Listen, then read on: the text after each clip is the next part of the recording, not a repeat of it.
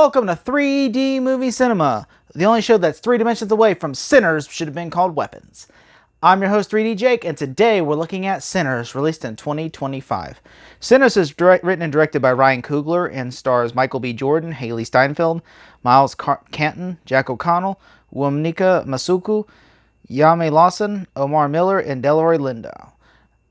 The movie is essentially about these moonshiners that come from Chicago back to their hometown in Mississippi, a place where I live, where essentially happens is they start their own moonshine business. They start their own moonshining business and everything, and their plan is they're going to open up this nice, fancy, establishment and everything, where basically people can come and them charging them mission fees. They can party down, and they have live music, and they cooking some seafood and crawfish, and man, I wish I could have been there, Well, except for the last part of it, what happened.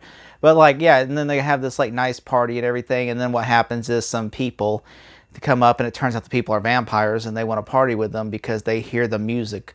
And then they basically, after hearing that music, they want to take the person playing the music. And so, after that, it ends up they start killing them all one by one until one is left, until they're basically left to no choice but to defend themselves till sun comes up. And will they make it? Well, watch it. I really enjoyed this movie. This movie is kind of like From Dusk Till Dawn. I would say it's From Dusk Till Dawn, but more of a black version of From Dusk Till Dawn in a good way, where essentially it is, it has the idea of these two brothers that are outlaws, and they come to this place, and they basically, and then vampires come into the picture. Although I will say, unlike From Dusk Till Dawn, where you follow the geckos and they go into the movie, where you essentially see them, the vampires as, they come to the vampires. The vampires, other the way around, comes to them. And they also established Jack O'Connell as a vampire a little earlier in the movie, where, the first time you see the whole vampire storyline is whenever, he shows up to these people, these KKK members' house, and then turns them. I will say, when I heard they were making this movie Sinners, I was I had no idea that it was a vampire movie, but then the word got out, it's a vampire film, it's a vampire movie, and Ryan Coogler's making a vampire movie. And apparently it's this is what, this is supposed to be like Blade. This is Ryan Coogler's Blade, essentially, And I was and then I saw the trailer, and I'm the trailer doesn't really add the vampire angle, really. And it wasn't until the second trailer where they gave pretty much the entire movie away. And I will say, I loved this movie. I remember watching this movie, loving it, because I love vampire movies. I grew up with Buffy the Vampire Slayer, and I love From Dusk Till Dawn, and Fright Night is my second favorite movie of all time. I love this movie so much. And so I was this is so cool.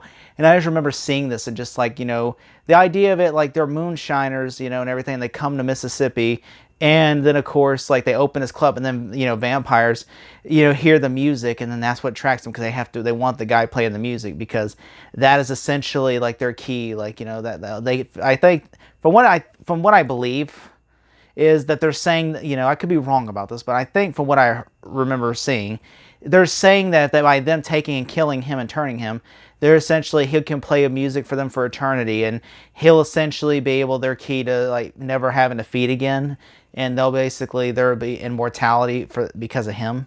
And so that's what I believe from what they're establishing. And I know they want the guy playing the music, and it starts out, some people think, it starts out with the vampire attack, because, that's how the trailers even start. But it turns out they do the 24 hours earlier thing. And I will say, Michael B. Jordan playing Smoke and Stack is so great in this movie, because you don't really at first think about it when you're watching it, because you're just I really was okay, you have one brother who is trying to do right, you have one brother who's trying to do right, and then you have the other brother who's the outlaw that's I just want to cause chaos. And he's really not afraid to kill somebody, and I remember he shoots some guy in the leg and everything, and he's trying to shake him down and stuff. I thought that was great, and then of course you have the other brother who is just literally he's look, he just wants to have a family. He wants to just make some money so that way he can, make his nut and then leave. The other brother just wants to, this other brother Haley Steinfeld is with, and he's look, I just, I like being a bad boy and everything, and I playing, having a little fun, and the other brother kind of likes doing this bad boy stuff, and the other brother just wants to have a family and settle down, and they hope that this night would, get them a lot of money, and they buy this owner from the KKK member. And so eventually the guy's planning out early in the morning to come and kill them all. And so they're making all this money and everything tonight. And so, which I will say, my nitpicks with the movie are small. like a few nitpicks I have. Like one, okay, like the vampire tells them like, oh, I drained this guy's blood. He's the son of the KKK, and he's gonna, which he's everything he was saying was telling the truth. And I understand like it plays the parent. Are they lying? Are they telling the truth? And I will say, when I watched the movie at first, everybody, including me, thought, oh, they're lying. They're just trying to get in. There's three nitpicks I have with this movie. One is, okay, the KKK is planning on coming in the morning, I guess, because they assume they'll raise all the money. So that means they'll just be able to come and kill them by dawn. But my thing is this, okay? What if they raise all the money about midnight and then leave, duck out? So then you come in the morning, you're like, all right, let's burn down the establishment, but like they're gone. Really should have showed up at midnight or something, like something like that. I understand that maybe they were assuming they'll party until dawn, but I mean, really, like that's a really flawed plan. I'm just thinking. Also, another nitpick I had was, okay, like you're like the vampires can't get into you because they have to be invited in. Okay, why would you tell them to come in? I understand, like they say, oh, they're gonna get the one vampire. It's like, I'm gonna go into town and kill this woman's daughter, and they're gonna bring her back here and turn her. I understand that, but at the same time, they haven't left yet, so like I would assume like I understand if they started to leave, but like, do you think the odds of them leaving and coming back are high? Because they leave, let's say they do leave, but they're not going to come back. And if they do leave, I understand like there'll probably 3 or 4 of them will stay, and they're probably not all going to leave.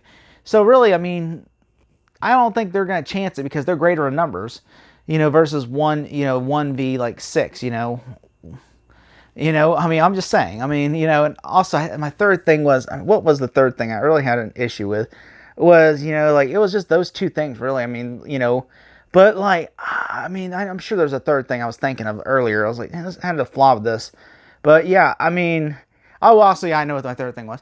Okay, so when they're playing the music and everything, and you're seeing generations of like, music players, like, oh, you start seeing like jazz, and you start seeing, like rock and roll, and you start seeing hip hop and all this stuff. And I'm like, I hated that sequence because it almost feels like I'm watching like Airplane or something. It's like a parody because like they're showing all this like the history of music, and I'm like, I understand what they're trying to do, but it comes off almost like a parody. Like I feel like I'm just waiting for like them to show Ryan Coogler in the background sitting in the director's chair watching. Like that was my only thing. I'm like, you didn't have to use that. You should have cut that, or you should have just said like it's the history of music, and then I understand like in the future, but like I understand the idea, but I feel like the way they did it was kind of almost parody. And I feel like they should have not did that. I would have probably advised them against doing that, because I feel like that one sequence of them all dancing, you seeing like like it doesn't show clips. It's literally showing like at this bar, you're seeing all these people playing, like you're seeing them play the blues. Then you see a jazz musician. Then you see a hip hop artist. Then you see a rock and roll. And I'm like, why is this? What is it? Are they like? Is this like? Are they breaking the fourth wall? Like, what the hell's happening? Stuff like that is where I had an issue with, where I was like, okay, I mean, like, I would not have done that. Other than that, like, I was even confused. I was watching it with a friend of mine, and she was like, I don't understand. Like, she goes, are they like, is this like a parody or something? Like, are they trying to like, I don't understand why. I was like, I explained to her what they're doing, but I was like, it was so odd. It was an odd thing, and I was like, but I really did enjoy this movie, and I do like how the third act is like, they start just killing randomly everybody, and everything, and I like how at the end, like, like he saves it, lets his brother go, just so, and then he just kills them all with the sunlight, everything, and then like he's like, all right, you got to go, man, and he gets and he tells the one dude, he says like, because the one they're after, the guy tell him, look, you let us have him, we'll leave you alone. And I actually do think they would leave him alone, but he's like, I'm not gonna let him die because of this, and so he, which everybody dies because of that, and I like how at the end he tells them to go, and then he'll deal with the clan himself. So he gets this, and then the clan shows up and goes and kills all the clan members. I'm like, that's so cool. I like that, and everything. I thought this was a great film. It had a lot of heart, depth. The score was great.